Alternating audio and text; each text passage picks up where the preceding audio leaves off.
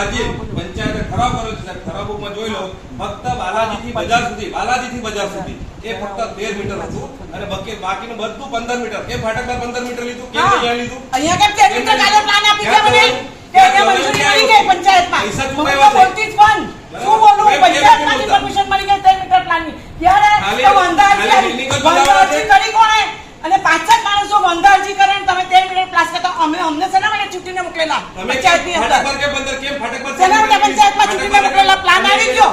મેં કીધું અમે તલાટી સાહેબ ક્યાં છે? તો કે તલાટી સાહેબ પાસે તમે અરજી કરો ને કલેક્ટર સાહેબ ને આપો. મારી પાસે તલાટી સાહેબ હોય તો હું આપું ને. નીકળી ગયા, હવે નીકળી ગયા તો એને બોલાવ્યા અધિકારીઓને. અધિકારીએ આવવું જ પડશે, આટલા બધા રૂપિયા આપ્યા છે, ક્યાં ગયા? બોલાવવું પડશે ને. એક તલાટી સાહેબ હોય તો અધિકારી ની હોય, અધિકારી હોય તો સભ્ય ની હોય. આ શું છે પંચાયતી રાજના? આપણે લેવાની જાય ને સાહેબ. આજે એક તમને કહું, આ પેટ્રોલ પંપ પાસે કયા રેકોર્ડમાં એવું છે કે બ્રિજ ઉતરતા જ લેન્ડિંગ પર તમને કટ આપી દે? કેમ નથી ફાટકમાં રાખ્યો?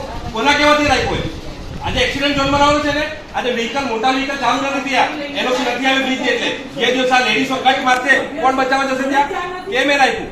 કોની જવાબદારી છે? ઓથોરિટી નથી? કેમ ફાટક બાર ની લેન્ડિંગ તરફ ભાડી રોડ ને કેમ દાડે આપી દીધું? આપણી સાથે કેમ અન્યાય? ઓથોરિટી બોલવાની નથી. કોના કેવાથી રાખ્યું?